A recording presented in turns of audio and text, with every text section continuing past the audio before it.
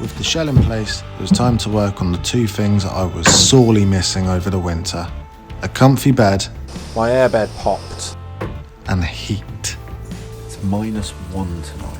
And although I'd done a few rough sketches, there was a lot of head scratching going on at this stage of the conversion. But if I just get the bed frame completely up, then this one, and the middle one, lay the planks across it, that should be more than strong enough.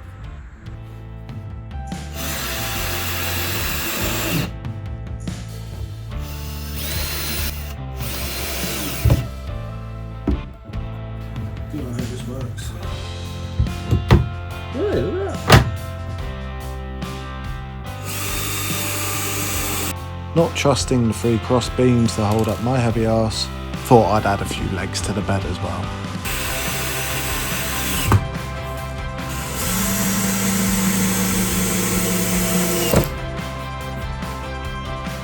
Although very repetitive, building the slats for the bed was definitely the most therapeutic part of this stage of the conversion. Okay, so we've got a bed made and a mattress on top, but well, this is just an old block of memory foam that I was sleeping on for the past year. I'm definitely going to need some more. I have just realised something though. Getting onto it might not be easier. Oh God! Ow! Ah! Well, it's sturdy. I just need some more memory foam now. And those top cupboards here probably isn't going to happen now because I'd have that much clearance with the head. So I've got to think of another plan. Have I made the bed too high? I mean, I can't sit up in it, but I do have a shed ton of storage space underneath. So with the bed frame made, plus a backboard with a little side shelf to stop me rolling off the back of it, and a chair/step so I don't need to launch myself onto the bed every time I want to go to sleep, it was on to fitting the diesel heater.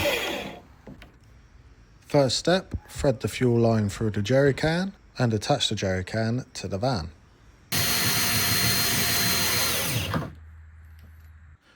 Then build a mount for the heater to sit on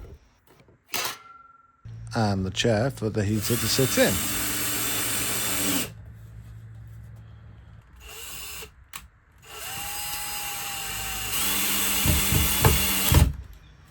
Drill 2 holes in the bottom of the van, one for the air intake and one for the exhaust. And use the right drill bit for this or you will start a fire. Now where I'd originally planned to drill these holes, the air intake was going to go through one of the main supporting beams of the van chassis, so I had to move the whole thing forward by 2 centimetres. This then meant I had to redesign the chair that the heater was sitting in. Why can't I ever learn to just plan ahead? Anyway, back to the installation. Fitting the heater onto the mount and the mount onto the wooden box. Making sure to put all the right tubes for all the right holes. Steady now, this is a PG conversion. Then attaching the filter to the air intake tube and the muffler to the exhaust and securing it to the bottom of the van. Now the heater is attached to the van, the fuel line needs to be attached to the heater, which means siphoning diesel through the fuel line to attach to the fuel pump. I recommend installing the fuel pump after you've attached the fuel line, or this will happen. God damn, I'm covered in fuel. So after swallowing loads of diesel and spilling it all over me, you can see it slowly going into the pump. I've got air coming out of here. I mean, it's all cold at the moment because it's not burning any diesel. I got it working. Oh my Jesus Christ. I'm gonna have heat. I'm just gonna leave it to prime.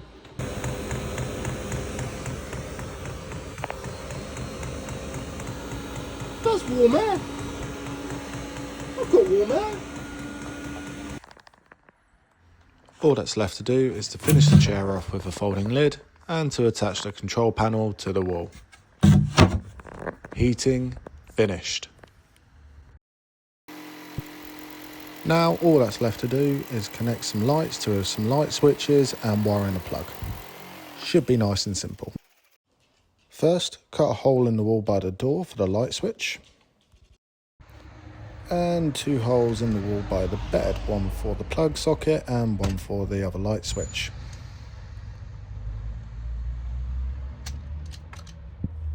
Installing the plug socket was surprisingly simple. All I had to do was match the colours.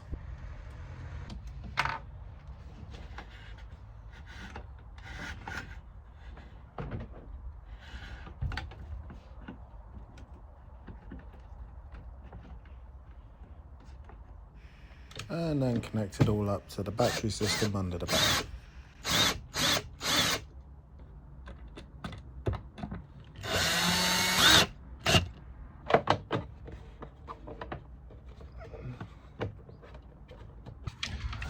Okay, if this works, this light should light up.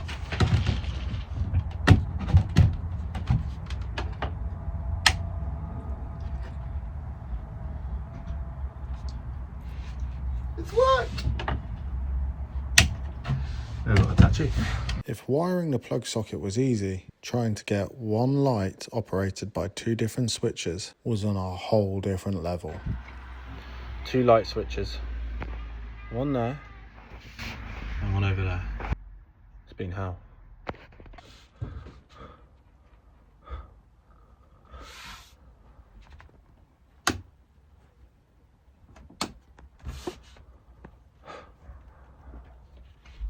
One light switch is easy.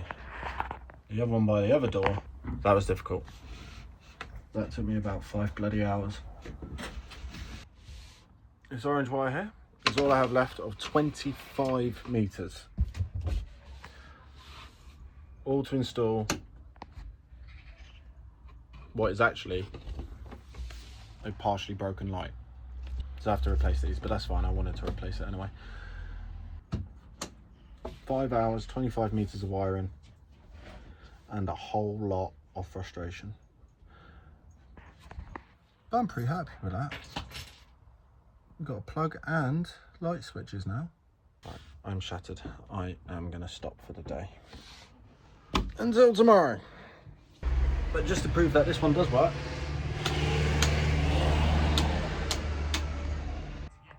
the other switch here isn't actually connected to anything, but it is wired into the other switch and into the battery, ready to plug into some spotlights that I bought, which are going somewhere. Oh my god. Exhausted.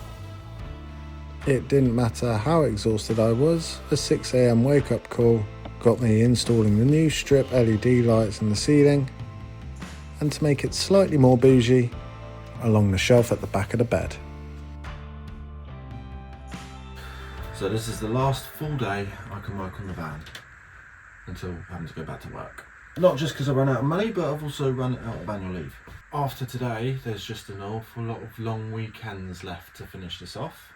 It will just be the kitchen, which is just, you know, plumbing, gas, and then I've got to do the finishings, which again, I still have no idea how I'm going to do it, but I've just finished with the LED strips and fingers crossed, they work. Yeah, I think that looks pretty good. Also, because of my twin switches, I should be able to lie in bed, although I don't want to lie on these slats without a mattress, and turn it off. Which means when I'm getting in the van, I can get some light on, and when I'm going to sleep, turn the lights off. I'm really happy with that. I think that's done quite well. Right, on to the next job. 1 day left. The last job's really just being some finishing touches, like painting and repairing the floor trimming, which broke because I helped my baby sister move house. Joys of owning a van.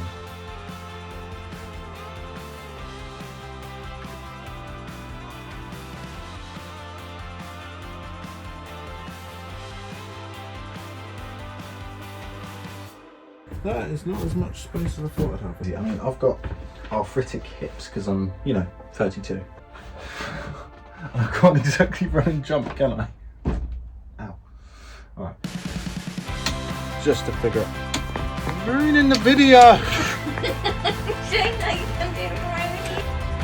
That and one by the door so that it can dual switch it. I can't even think right now, I'm so tired. Sticking back on or drilling back in. It's a shame. It's all I've got left of 25 metres after installing